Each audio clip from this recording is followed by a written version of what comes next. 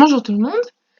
Donc avant les vacances, nous avons terminé le chapitre 4 du thème 1 avec les mécanismes de l'évolution. Vous avez courageusement écrit pendant 1h30.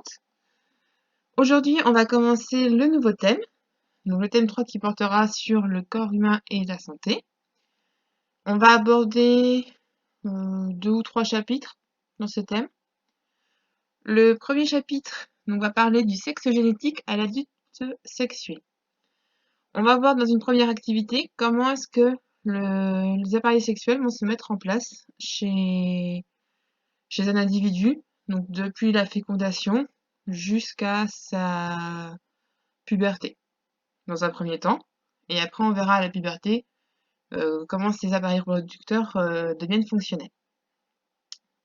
Donc, si vous pouvez prendre votre cahier, votre classeur et commencer à écrire le début du cours, donc thème 3, chapitre 1, la problématique, grand 1, comment le sexe des individus est-il déterminé dès la fécondation, grand A mise en place, et activité 1, il me semble que je vous l'ai distribuée la semaine d'avant, donc normalement vous devez l'avoir en version papier, sinon vous pouvez la trouver en pièce jointe dans le mail et sur Pronote, vous pouvez la télécharger.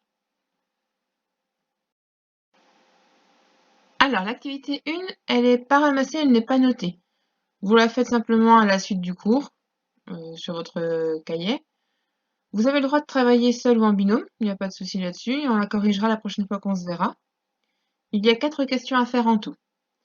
La première question, ça va être d'expliquer, soit avec un texte, soit avec un schéma, comment l'appareil reproducteur des garçons va se mettre en place de la fécondation jusqu'à la naissance du bébé.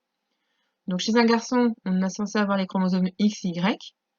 À partir de là, qu'est-ce qui va se passer comme processus pour la mise en place de cet appareil reproducteur? La question 2, c'est la même chez une fille qui est censée être XX en chromosome dans sa cellule œuf. Comment cette cellule œuf va se développer et développer des organes génitaux féminins? Quels sont les processus de développement? Donc pareil, sous forme d'un texte ou d'un schéma, ce que vous préférez. La question 3, ça va être montrer le rôle du gène SRY. Donc ce gène SRY, vous le trouverez sur le chromosome Y. Expliquez-moi à quoi il sert, d'après les 6 documents que vous avez sur cette feuille. Et enfin, vous avez des phénotypes rares. Donc ici, dans le tableau du document 2, expliquez-moi quelles sont les origines possibles de ces phénotypes rares. Donc voilà, 4 questions comme ça à faire au brouillon. Un petit peu de cours à recopier. Et je vous laisse tranquille pour aujourd'hui. On se voit la semaine prochaine, normalement. Et on poursuivra donc le thème 3, avec cette fois-ci la puberté. Comment est-ce que ces appareils reproducteurs vont devenir fonctionnels à l'adolescence. Si vous avez des questions, vous pouvez toujours m'envoyer un mail, il n'y a pas de souci. Voilà, je vous souhaite bon courage et à bientôt.